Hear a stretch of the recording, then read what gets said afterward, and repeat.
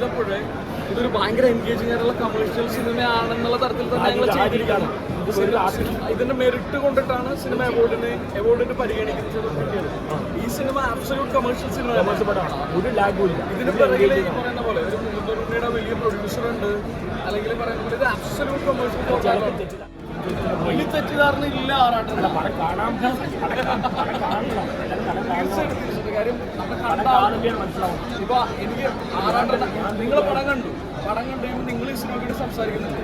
ഇതുപോലെ ഈ സിനിമ കണ്ട ഓരോ ആളുകളെ റെസ്പോണ്ട് ചെയ്തു, അവർ ഈ സിനിമയെ പ്രൊമോട്ട് ചെയ്യാൻ പറഞ്ഞു. ആൾക്കാർ കാണണ്ടേ മനസ്സിലാവും. ഞാൻ കണ്ടുകൊണ്ട് പറഞ്ഞു നല്ല പ്രസംഗം. ഇവിടെ വരുന്ന ആ തിരക്ക് 100% തിരക്കുണ്ടായിരുന്നില്ല.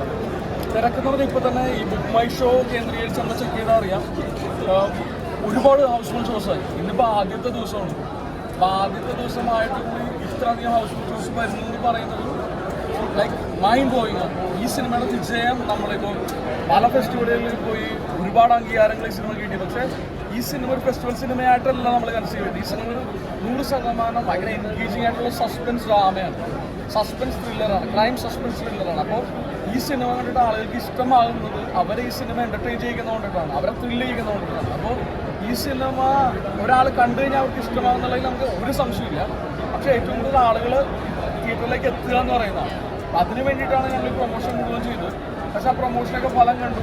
ഇപ്പം ഒരുപാട് ഹൗസ്ഫുൾ ഷോസ് വന്നു ഓൾറെഡി. ഇപ്പോൾ തന്നെ സാധാരണ ഒരു സ്റ്റാർ പവർ ഇല്ലാത്ത പടങ്ങൾ വരുമ്പോൾ കുറച്ചുകൂടി ടൈം എടുക്കും. പക്ഷേ ഇന്ന് തന്നെ ഇത്രക്കധികം ഹൗസ്ഫുൾ ഷോസ് വന്നതും തിയേറ്ററുകളിൽ കൂടാൻ വേണ്ടിയിട്ടുള്ള ചർച്ചകളൊക്കെ നടക്കുന്നു. ഇപ്പോൾ ഓൾറെഡി 90 തിയേറ്റേഴ്സ് ഉണ്ട്, അത് കൂടാനുള്ള ചർച്ചകൾ നടക്കുന്നുണ്ട്. അപ്പോൾ അതിൻ്റെ അർത്ഥം സിനിമ കമേഴ്ഷ്യലി വയബിളായി, അല്ലെങ്കിൽ കമേഴ്ഷ്യലി വർക്ക് ചെയ്യുന്നു എന്നുള്ളതാണ്. അപ്പോൾ മുന്നോട്ടുള്ള ദിവസങ്ങളിൽ കൂടുതൽ ആളുകളിലേക്ക് എത്തിക്കുക, കൂടുതൽ ആളുകളെ സിനിമ കാണിക്കുക. ആക്ടർ പിടിച്ചില്ലല്ലോ എല്ലാ ഇപ്പോൾ ഒരാളെ സിനിമ കണ്ടു കഴിഞ്ഞാൽ ആദ്യം അപ്രീഷിയേറ്റ് ചെയ്യുന്നത് മറ്റേ സെറിൻ്റെ പെർഫോമൻസ്.